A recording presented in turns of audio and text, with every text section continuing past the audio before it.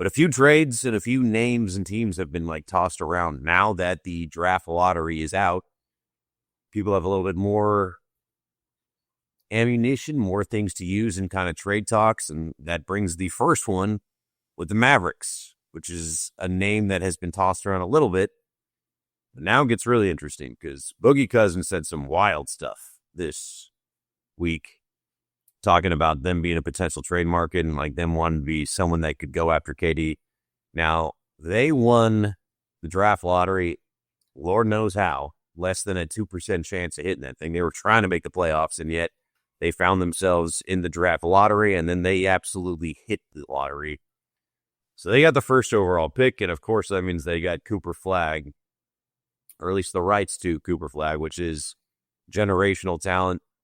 There's a little bit of discourse on, I guess, his ceiling. Some people think that he's a Kevin Garnett. Some people think that he's a once in a 20-year generational type talent.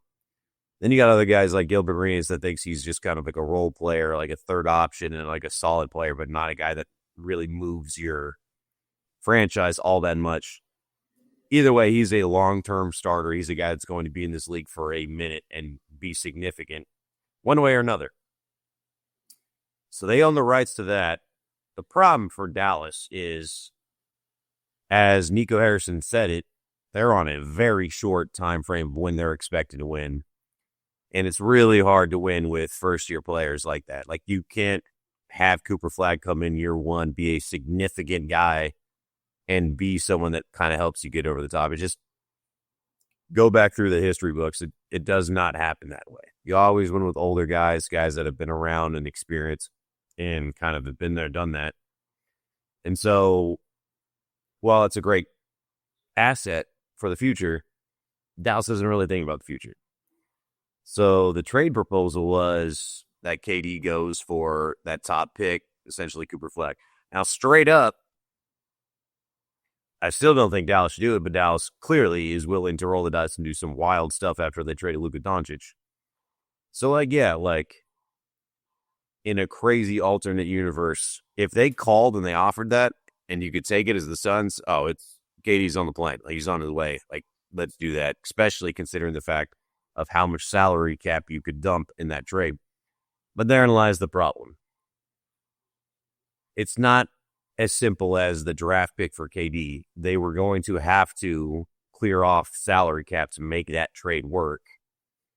And so you're talking about PJ Washington, you're talking about Klay Thompson, still got 2-3 years left on both of their deals, and you're still not there yet. Maybe a Daniel Gafford. And if they want to trade that, absolutely Phoenix should do that. That is a haul. I know they wanted to get 4 first-round picks, but if you can get 3 starters who are, other than Klay, Daniel Gafford's still young, PJ Washington hasn't quite hit his prime yet, and you get a guy that King Cooper Flagg who's going to be a stud, then yeah, you make that trade 1,000 times if you can. That is crazy work, though. There's no way, I can't imagine any way the Mavericks make that move. That is so much for a KD that is older and you're only getting a few years out of, even if that's what you think your window is. The problem also then turns into, how long is Kyrie out for? Is their window really going to actually be what they would like it to be for a few years or not? Because that's a serious injury that happened to Kyrie. What's he going to look like when he comes back? He's not young. And if it all did hit out, like if it all did work, the Mavericks would be nasty next year. Talking about if Kyrie comes back, you have him, still got Lively. You know, you add KD to that mix.